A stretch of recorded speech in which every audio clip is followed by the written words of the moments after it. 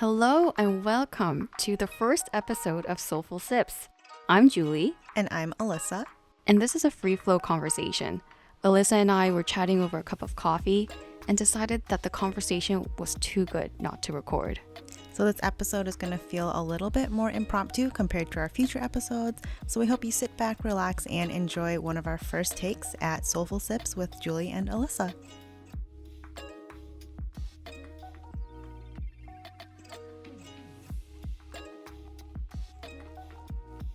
Okay, so tell me about continue your story on, you listened to the podcast again.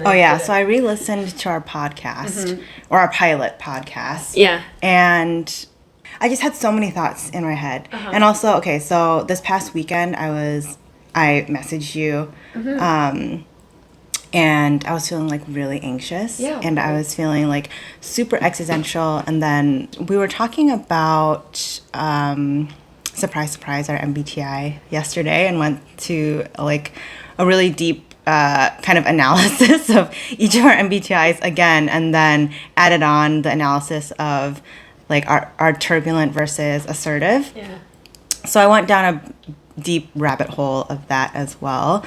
And then I started reading articles about like why my MBTI type like doesn't do well in relationships. Oh. And I think I just kind of went back and replayed through my past experiences and was just thinking about how INFJs are very notorious for not letting people in. But then it's like as soon as they let someone in, it's like the floodgates kind of open, right? So that leaves them very susceptible to codependency in relationships. And one thing that INFJs hate is depending on other people.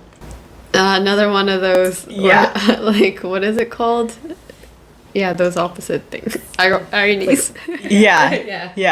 It's very contradictory. It's like the most like paradoxical like MBTI type. I feel like it's like we want attention, but like we hate people. Yeah. So that's kind of what I was thinking about, and then we got together today and you were talking about your coaching stuff, and then imposter syndrome came up. Yeah. And what I was going to say before we decided to turn our mics on was that I think it's so interesting that you were kind of in mid-sentence and you're like I saw the aha moment in your face where you're like, I think I'm having imposter syndrome right now. Right. Because not that long ago we were talking about it and you were like, I actually don't know if I've had it or if I did and just didn't know about it. Right.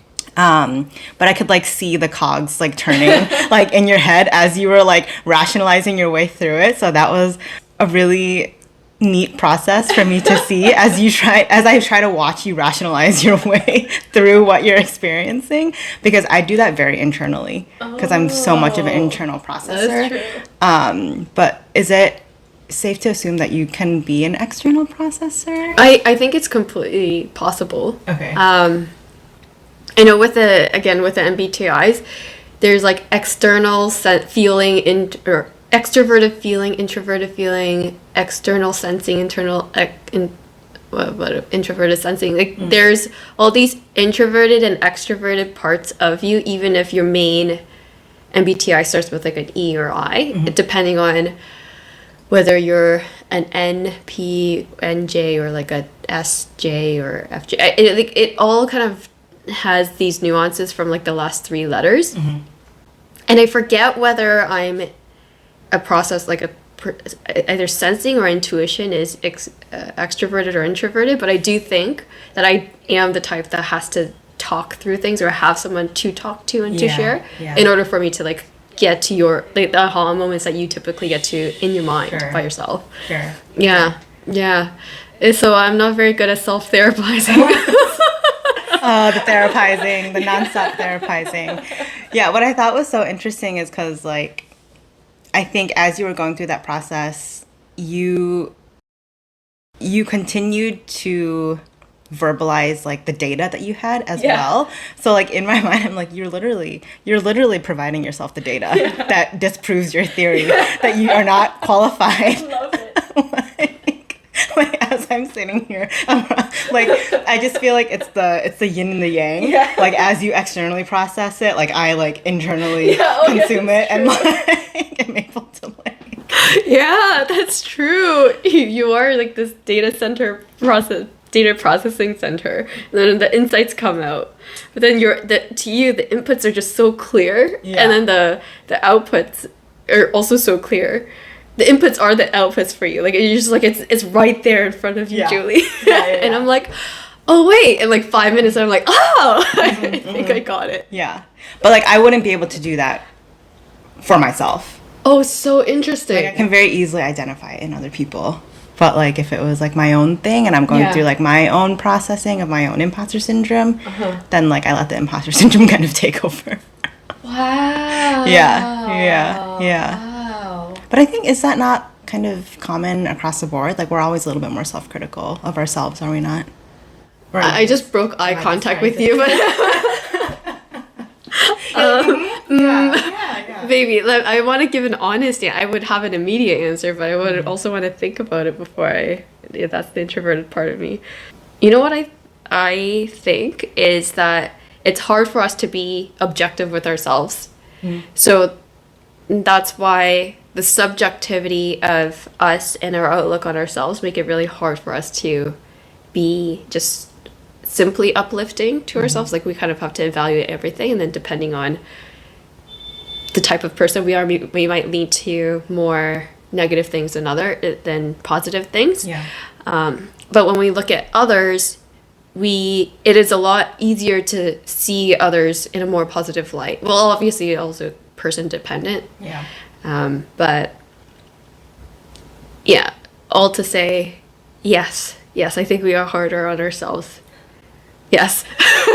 But the reason this conversation came about was where we were talking about you continuing to develop your project right now with your business and your coaching, and wanting to kind of take those next steps and knowing what you want to do and need to do, but kind of getting stuck in that cycle of like analysis paralysis. Which we love those like analysis paralysis, decision paralysis, like all those things that just cripple the way.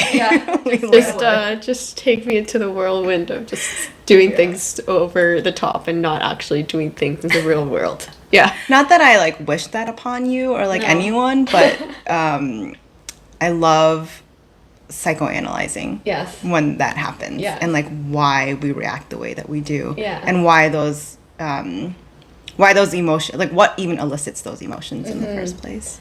What do you think goes on? Well, for me, anytime something that relates to like analysis paralysis or decision paralysis or like hesitation comes up, my immediate train of thought goes to like fear of failure. And that might be more of like me projecting, because that's usually the reason behind like why that happens to me. But I mean, there could be a number of reasons there, but I always feel like that's kind of a baseline for. I think that's so insightful.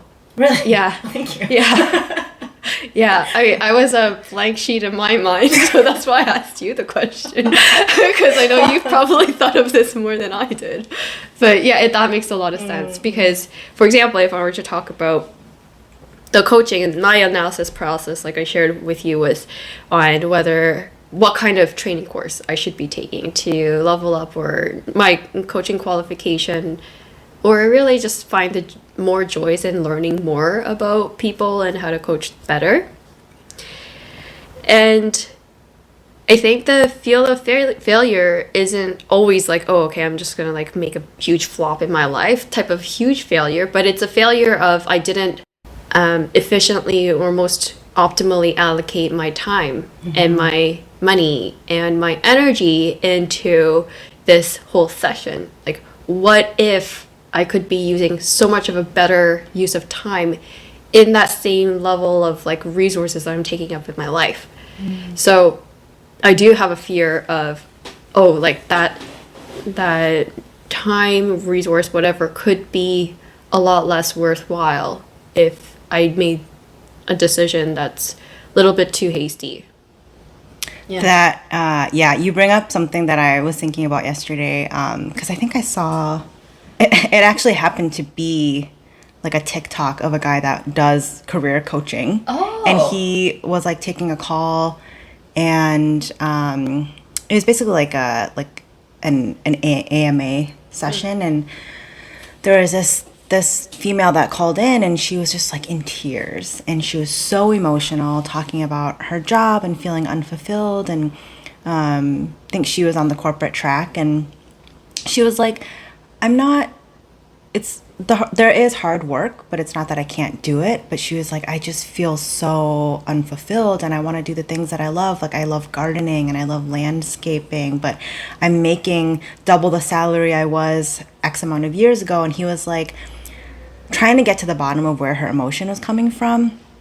And eventually they landed on, he was like, you're not emotional because you're burnt out or because you feel like you can't do the job. You're emotional because you feel like you've wasted your life and you've wasted your time by putting this effort into something that just doesn't make you happy, that's sucking your soul out.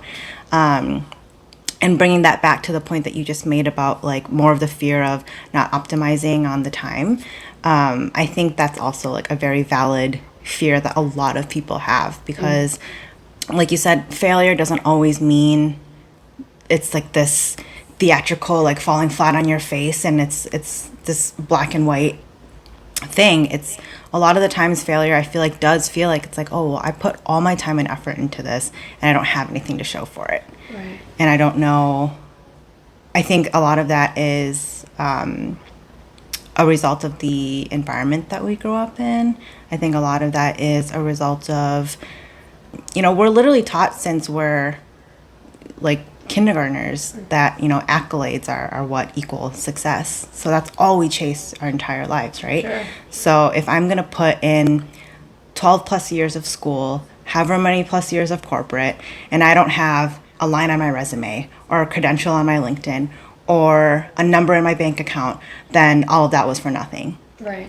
And I feel like it's so easy to get stuck in that mentality. Yeah, I agree. I can see in the caller's situation, that she was really trying to grapple with what she's living for anymore, right? She's very clear on what she likes and doesn't like, and her priority is also financial, but financial is not simply superficial, right? It's a means of life and what you can do outside of it.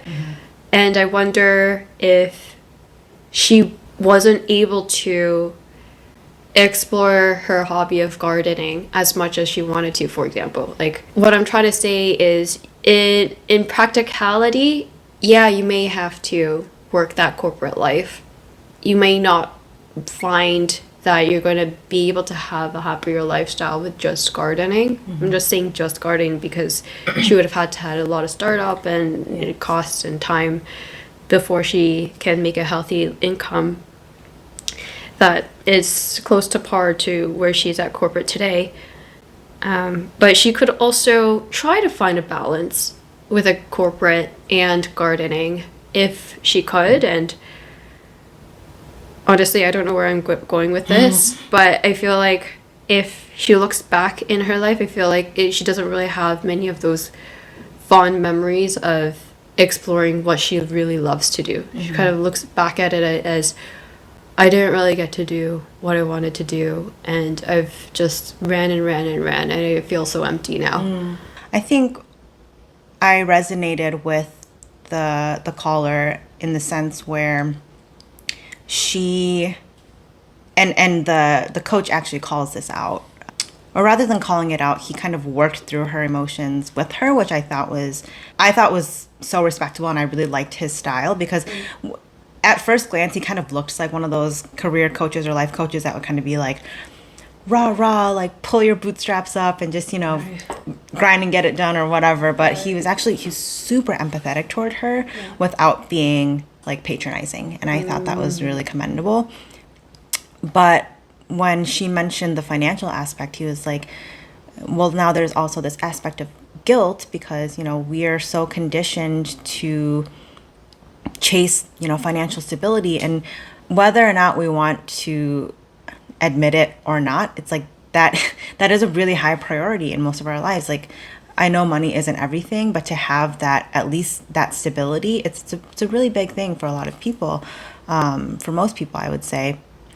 And I think you kind of mentioned it a little bit earlier of like, to her, separating her financial stability with her actual passion in gardening, I think that caused a lot of internal conflict for her, because at the end of the day, her gardening was always just going to be a hobby to the outside person, to the third party perspective. Whereas, her career kind of engulfed and consumed her identity, but it was something that really, like, she mentioned that she would cry every single day commuting to work. And it's like, when you get to that point, and it wasn't even like the company culture, it was just, I think it was like she felt like she was swimming against the current. And I think that's something that a lot of people can relate to. It's such a realistic problem to have, where you have skill sets that you and passion that you love, but it's societally not as valued as certain things, other things, which is so hard.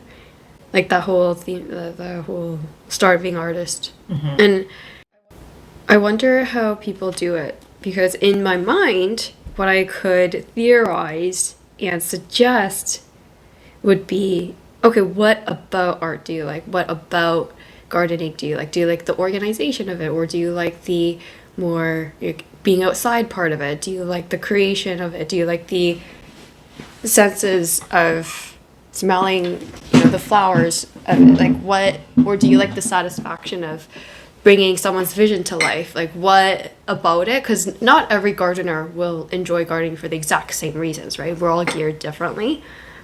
And like starting from there and seeing if some of those skills could be transferable to a new job in corporate, perhaps, or like something that will satisfy her financial needs.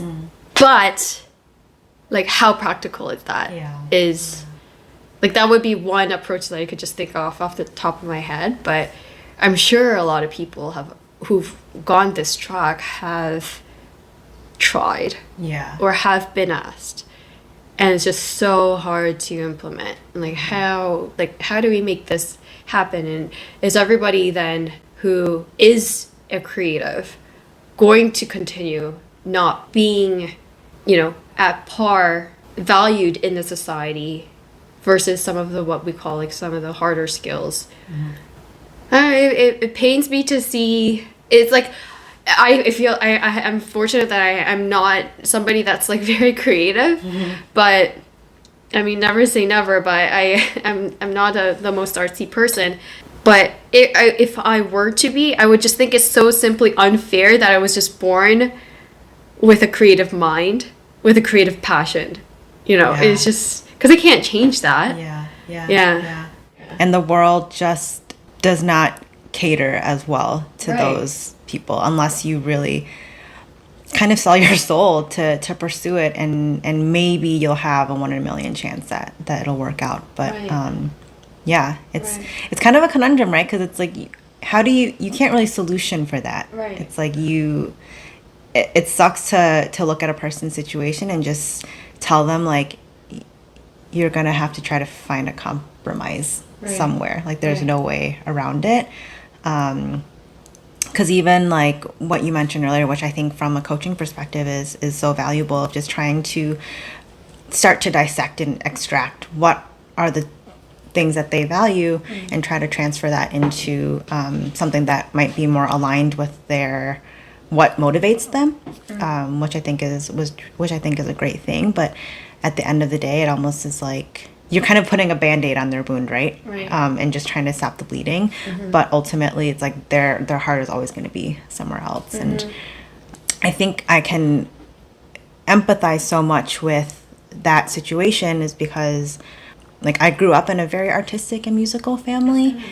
Like my parents met as ballroom dancers. My dad was my mom's teacher. Cute. I know, like, how does that even happen? So cute. And you know, they had a band when I was growing up, so we always had like band members over for practice. So I really saw how much my parents put effort and investment and time into continuing their passion while working jobs to make sure that, you know, my brothers and I could have a good life. But I look at it now, and I look at my dad, who has recently gone into retirement, and this is the like INFJT in me, where it's like I very much look and think about the past often and kind of reflect a lot. And I just think about like his whole life, he had to kind of suppress kind of the artistry and the creative in him to kind of conform to a society that did not create a space that was easy for him to make a living while doing what he loved. And I think that just like makes me sad, which like is the only way that I can kind of put it. And I know now with social media and other resources and platforms, like I think artists do and creatives actually have more of a platform and more of a outlet to kind of get their craft out there. But I really do feel for those people who are so conflicted on finding stability versus doing what really kind of fulfills them. I think it would be really cool in a future interview to find someone who has a good perspective on this, who's, you know, walked their path. Because it's like there's so many thoughts, emotions behind the decisions that they would have made. Yeah.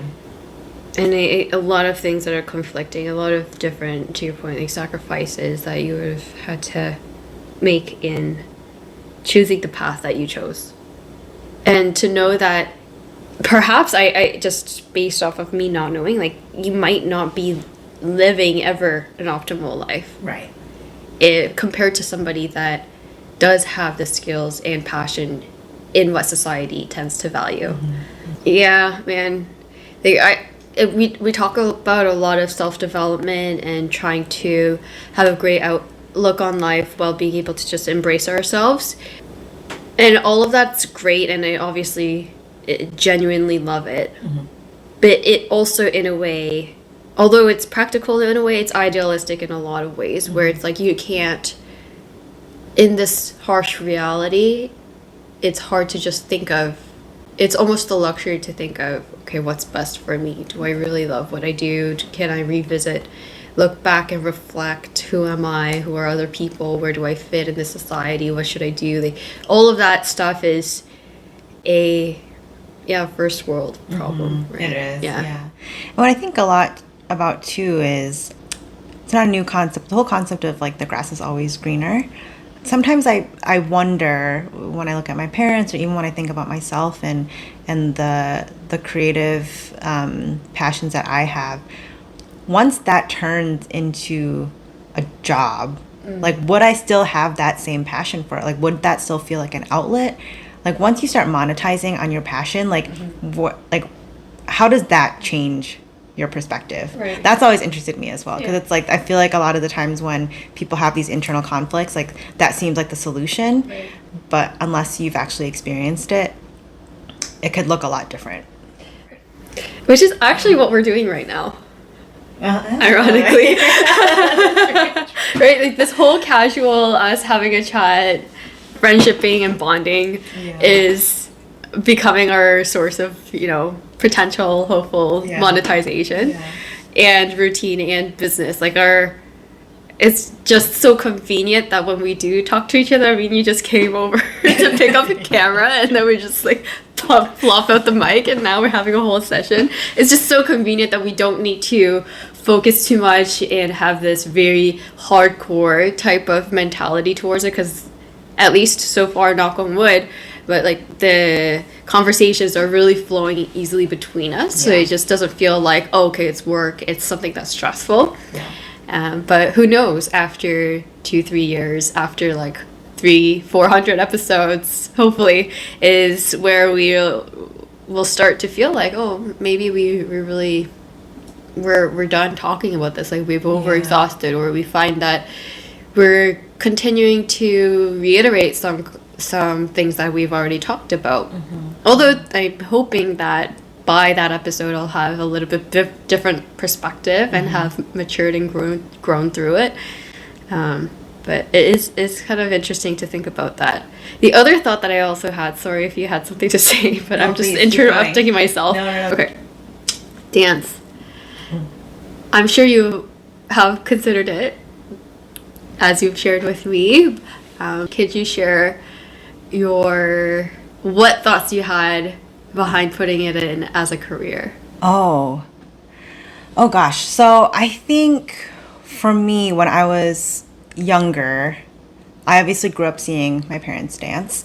And then I think I always wanted to dance as a kid, but growing up with two brothers and, we weren't the greatest financially, weren't financially super well off.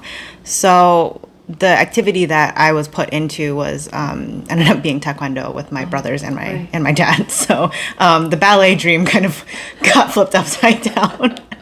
And a little rugged. I was forced to chase a black belt instead, which was great. It was a really fun experience, and I wouldn't trade it. But so when I finally got into dance, I was probably in middle school and just did dance team, and that was kind of a big thing in the Midwest, in the States. And by no means was I a studio trained dancer. And I think sometimes I look back and wonder a lot what it would have been like if I had been studio trained since I was younger, because I do think, I can't even get the words out of my mouth. To an extent, I do think there is some raw talent there that I've gotten from my parents, just genetics with dancing in general. And I always kind of regretted not being able to kind of fine tune those skills as a younger kid, because that's a lot of the time when those skills are kind of honed in, right? So that held me back a lot. So that imposter syndrome started at a very young age of I'm on this team with these other girls, but they've all been training since they were 2 years old, in a very studio polished way, and I was not. Even though I was doing the same routines as them and keeping up with them, I always felt like I was kind of at the bottom of the barrel. So I never thought it was in the cards for me to pursue it professionally.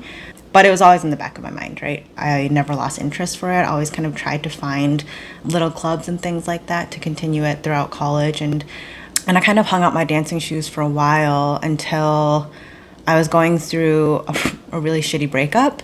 And there was a drop-in class that was close to my place. So I kind of went in and started taking classes again, not really expecting anything out of it. And the instructor happened to be an assistant coach for the NBA dance team that was at the state that I was living in at the time in Minneapolis. And she kind of encouraged me to audition. And the first thing I said was that I'm not a trained dancer. And she was like, well, nobody's going to, when you walk in, nobody's going to see, not trained written on your forehead or whatever. So she kind of encouraged me to do it. And so I did. So I auditioned, made it to the final round, and then I didn't make the final cut for the team, which at that time, I really didn't have my sights on making the team. I just wanted to audition for the fun of it, and just as it was really just a challenge for me to put myself out there and do something that was completely out of my comfort zone.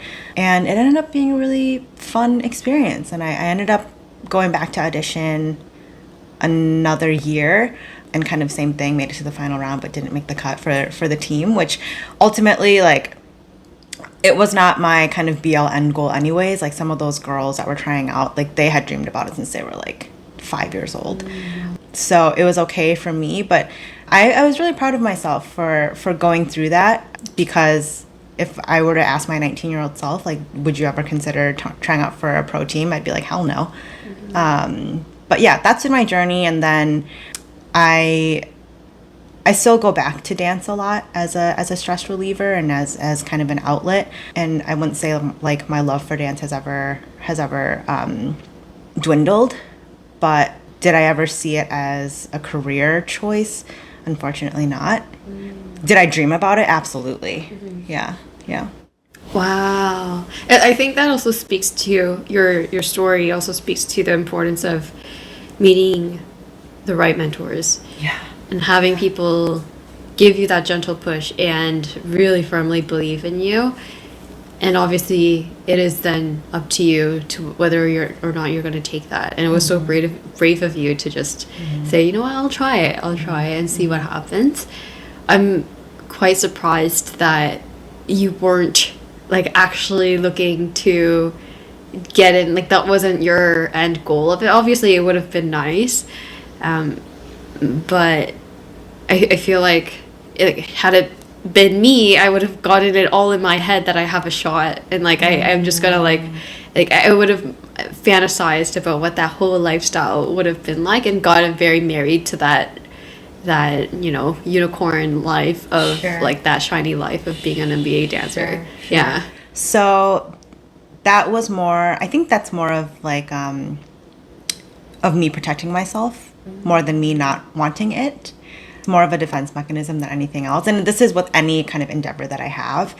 I try to set my expectations as low as I can, because it's like if I were to outwardly express like how much I wanted it and then I didn't get it, like the feeling of others being disappointed for me like kills me. Like I could be disappointed in myself, but if other people are disappointed either in me or for me, like I can't handle that. So I very much like try to kind of keep a poker face when it comes to stuff like that. And I kept my expectations very low. I worked extremely hard for it. Like it's not that I kind of half-assed it, but I kept my expectations low, just trying to tell myself to get through kind of the next 10 minutes. And then as I kept kind of making it past the preliminary rounds, by the time I got to the very last round at the end of the day, that was when I was starting to kind of what you said, like kind of started to fantasize, kind of started to imagine what it would be like, because I had made it a lot further than I thought that I would, especially because a lot of those girls had auditioned for multiple years in a row. Right. And this was my first time. I had no idea what I was getting into. But yeah, all of that is to say that, yeah, it's more of a protection thing than a... Oh, interesting. So, if it was a protection thing, would you say you did really want to succeed? Oh, for sure. Yeah. I mean, it's like, do you ever go into something and think like, I don't really, right. you know? Of course. So that's where I thought you were at, and so I was like, oh, that's so chill. Yeah. I don't think I could have done that, right? Yeah. Oh, I see. Okay, so and then I have a follow-up question, which is, when you think back to that experience and having been surrounded by girls who were looking forward to this all their life, having been studio trained, super hardcore, you know, a lot of money, a lot of resources, a lot of time gone into refining their craft, and then stepping into this audition, and the room is filled with these people, and in comparison, you're there without the studio training, with your honestly your raw talent and this belief that maybe you do have a shot. And you know, some classes in dance, when you look back at that experience, like how does that make you feel? Like what did you learn about yourself? What do you think about yourself in that aspect? Yeah. I think I was able to use that mindset as a way to validate the outcome, the final outcome. Okay. Of, you know, at the end of the day, like after the first time that I went through the whole process, then I obviously kind of learned, you know, what went into it and how much these girls train and everything. But like the first time I did it, I had, I think, a month and a half before the audition process happened. Oh my gosh. And usually you're training like all year and you're on like this intense workout regimen, and you know, you're taking dance classes multiple times a week. And so like I think it was a blessing for me that first time, because I didn't have time to overthink it or over prepare, and I kind of went into it with this blank slate. So all I really could focus on was my dancing. And then I started to kind of understand that beyond dance skill, they're running a business. I mean, it's an entertainment business at the end of the day. So you can be the most talented dancer there, but if you don't fit the puzzle that they want for their team, you're not going to make the cut. So I think that also helped. It sucked, but at the end of the day, like, it also helped me rationalize that it's like, by the time you make it past a certain round, they're no longer really looking at your skill. Right. They're looking at who you're going to fit with and how the aesthetics of the team is going to look like. And a running joke that wasn't really a joke is that usually there's only room for like one token Asian Right. on the team. And that's, I mean, I wouldn't say that's controversial. It's just how it is. Like, there's a certain, the reality is there is a certain amount of spots dedicated to quote unquote diversity picks. just gonna put it out there. Everyone knows what it is. And so you go into it having that reality too. There may be 12 to 14 spots on the team, but realistically you're fighting for one single spot that you can fit into. So it lessened the blow a little bit. Not to say that it wasn't emotionally taxing, but I think just knowing the background that I came from and everything compared to the other girls there, I think that was a challenge in my adulthood that I am really proud of, because it was like the one time that I really went for my passion, and didn't really think twice about it. Right. I was also very depressed about a breakup, so I think I needed to fixate on something to keep my mind off of things. So yeah, you know, there's a silver lining in in everything. Okay, so I have Is this turning into like just me just babbling about I have so many things, but let me just like make the point about one thing and then move on. Is the point about the one token Asian is so sad, because it starts to make you look around the room with anyone that also looks like you, and then start to think of them more as someone that is competition. Whereas if we were in a different race in a different, or same race in a different country, or a different race in that same country or that atmosphere or environment, then we may not have had to consciously look out for our own people that look like us and think of them as perhaps competition. So it sucks that although we want to support each other, the society is also having us pitted against each other. And it's obviously something that we just need to consciously remind ourselves to say they're not our competition. It's like, we're all in this, and I would just love it as much as her. And it's just this society that's fucked up, right? And then put the kind of competitive or that fire into doing something about society rather than to each other. Just a point. But anyway, sorry. I'll say one thing on that. I will say it is the strangest experience and the kind of craziest emotional roller coaster, because you look at them as a peer, and there's obviously that sense of competition as well, like you mentioned, because you know that you're both fighting for the same spot. But at the end of the day, it's like you're also really rooting for them, because it's like, if I can't have that, then at least you can be the representative kind of thing. So it's such an emotional roller coaster going through the whole process, and not just with like a fellow Asian, just all the girls in the room when you're in a spot like that. I mean, obviously there are some girls that are kind of every man for themselves, which is a valid mentality, but for a lot of the times it's like you kind of have this really distinct bond with these girls who, you know, you're kind of clawing your way to get on this team, and you've seen like blood, sweat, and tears come from all of these girls, and you know how hard they've worked because you've worked just as hard. So it almost is more of a mental challenge than it is a physical challenge when you go through something like that. When you were in the competition, did you have time to talk to everyone and like befriend some of them at least temporarily? I bonded with a couple of girls. The first time I went in, I knew very little. I didn't really know a lot of people, and I kind of stuck to myself. And my thing was like, I just didn't want to get in my own head by talking to other girls and like knowing their experiences. So I kind of like had my earphones in and did my own thing. But yeah, eventually it's a small community, so you get to know them at other dance classes, and you kind of see their lives and their goals and how hard they work. So, you know, at the end of the day, the girls that make the team, you can't really look at them and say like they didn't deserve it, because you know everyone has worked hard to be there. Oh, crazy. I feel like this could be a whole series, like a series. Yeah, I don't know how we segued into Sorry. There's this other point that I want to make. I just love this topic. If you don't mind, we stick to it. At least for now, is what I found very interesting is when I asked you the question of like, how did it feel? Like you made it. Your reaction, I think, is quite telling of the INFJT. So curious to hear what you're about to say.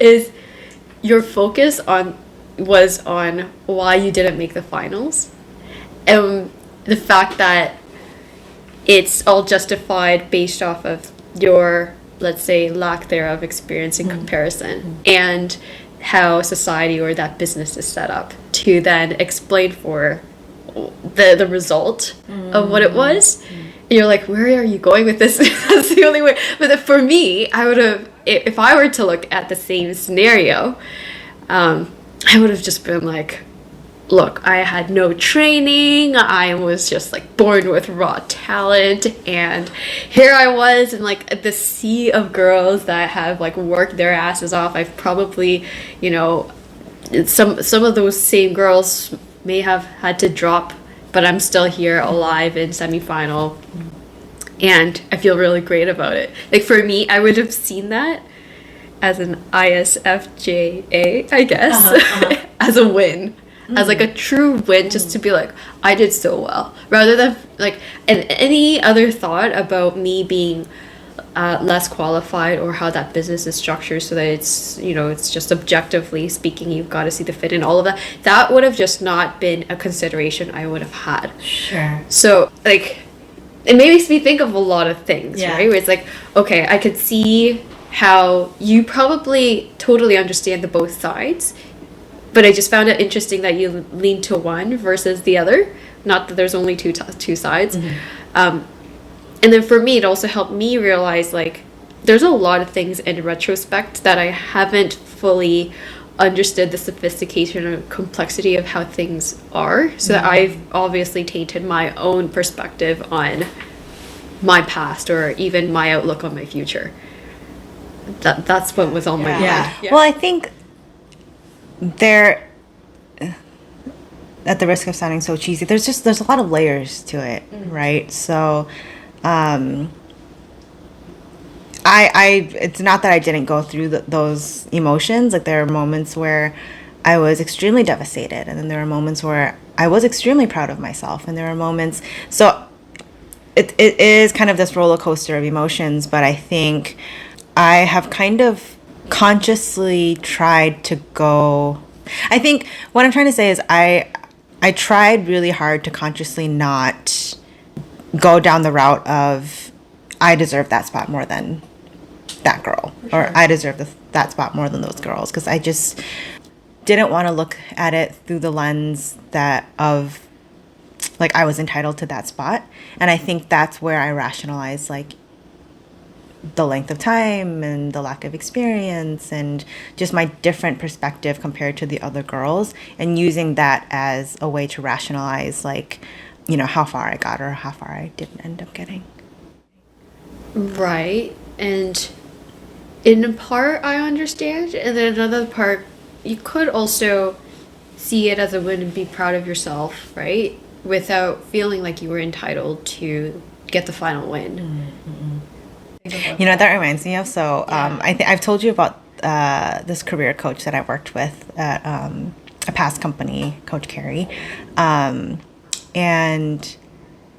we were having a similar conversation, and it happened because we were talking about me feeling burnt out as I was transitioning into product management, and me feeling like I had to know everything, do everything, be the best at everything, because that's kind of a typical expectation of product managers. There's this kind of unspoken expectation that you kind of have to be all-knowing about all aspects of the business, cross-functionally and whatever.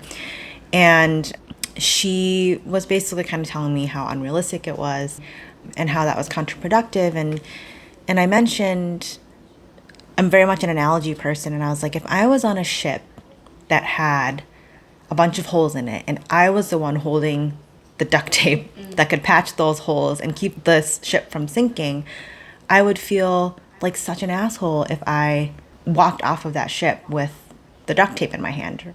Because I think we were talking about like walking away from or saying no to certain requests that obviously weren't serving me or whatever. And she made a comment. She was like, well, you can still give them the duct tape. Like, you can still provide what you have without feeling like you have to do it all on your own. Oh, but what you said about like you can still think about it as a win without feeling like the other people are undeserving. Right. I feel like that the way that my mind doesn't process that is that I'm like very black and white. So like the whole all or nothing mentality. Right. That was a really long-winded way. No, I love that. And I always appreciate your analogies because I could never think in analogies. Yes, that's the S in me, right? It's like, tell me to extract something and then extrapolate. After that, I'm like, I'm done. I'll see you later. Oh, interesting. So oh, wow. But you are very consciously aware. Oh, question. Is it uncomfortable for you to think about what happened in a good light? Because and why is my question. Like, for example, if I were to have a hypothesis, it would be that if you think about the good things, you're kind of thinking of just the obvious and you're not having any more complex thinking. And also from a values perspective, it doesn't feel so modest, and you hate people that are not modest, and you don't want to become like that person. I'll stop there because your thoughts are going to be so much more important than this. This feeble attempt at being a INFJ. No, I think you're doing great. You're doing great. Yeah, I see what you're saying. I think there is somewhat of an aspect of that. I think we kind of touched on this yesterday when we were talking about our love languages, because like the only way we talk now is through different type analysis, like analyzing personality traits. Like that's like the only medium that we like use for our conversations. Where I used to think words of affirmation were very high in my priority, they're actually a lot lower. And I have always found it difficult to give myself a pat on the back, looking back at situations. And I think what you had just mentioned earlier about looking back at it as a positive and taking away the complexities, but like the complexities, that's like where my brain lives and like never really leaves. Right. And do you feel more comfort in the complexity? I don't know if I feel more comfort in it as it allows me to continue to reanalyze and revalidate the outcome. And that's probably me trying to avoid telling myself that like ultimately you failed. As opposed to thinking, wow, you made it so far. Oh, interesting. It's the 0 to 100 mentality, also because it's either success or failure. And, well, depending on how you look at it, your experience in the audition process wasn't a success, but at the same time, there's a lot of reasons why it wasn't a failure.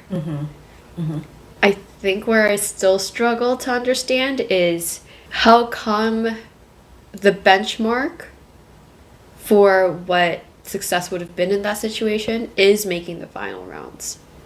How come the benchmark isn't, at least I tried in the audition? I think that was the benchmark for me. Okay. Yeah. I mean, success to me was honestly showing up and making it past that first round. Right. Because I very rarely go through situations where I put myself in a socially uncomfortable situation if I can help it. Ironically enough, the only times I have done that has been through dance. Knew no one, knew nothing. So when it comes to that specific scenario, showing up kind of was my benchmark. Right. And now I remember I wasn't listening actively enough that you did mention that it was one of your highlights in your memories because you did give yourself that challenge and you went for it. Yeah. Honestly, I don't even know what kind of question that I have in my head is, but I'm still like trying to understand. But I'll get there. Eventually. Maybe not now, but later. I mean, I think we could spend like forever, an eternity, trying to understand, for me to understand how you're wired. Dude, listen. So my mom has known me my entire life, right? Obviously, she birthed me, and she's given up at this point. She's just like, what? I don't like. Why would your head even go there? Right. It just baffles her, and I'm like, take it or leave it, man. Like this is what. I wish I was making it up sometimes. Like I'm like I can't. Yeah. I'm just wired. Yeah. Built different. Right. I mean, all power to you, right? It's what makes us unique. Yeah. It really is. Yeah. It's a superpower. It's a very fresh perspective for me to like really understand and experience. I don't wish it upon anyone, but it's very fun to analyze. Like it's very fun to get. That's where I am at. Makes great content. Great content, right? All these questions followed by questions, and then now I'm like tripping over my own questions. I have like brain overload. Can you see the steam from my head? I'm just fried. Yeah. So good. So that's a wrap on the first part of our free flow conversation with Alyssa and Julie. We hope you stick around for part 2, where we actually get more into Julie's brain and how she reacts in specific relationship scenarios. 오늘도 수고했어.